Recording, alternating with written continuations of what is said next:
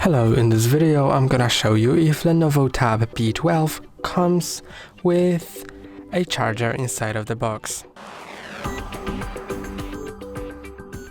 Let's open it and see if there's a charger inside. The first thing we see is obviously the tablet, and under it you get these two boxes, and in the first one on the right side you can see a charging brick with USB-A and a charging cable that's USB-A to USB-C, so it fits both the charging brick and the tablet, as well as your pencil that also charges with USB-C. Here is the pencil, and you can see it has a USB-C port. That's all for today. Don't forget to like and subscribe. See you next time.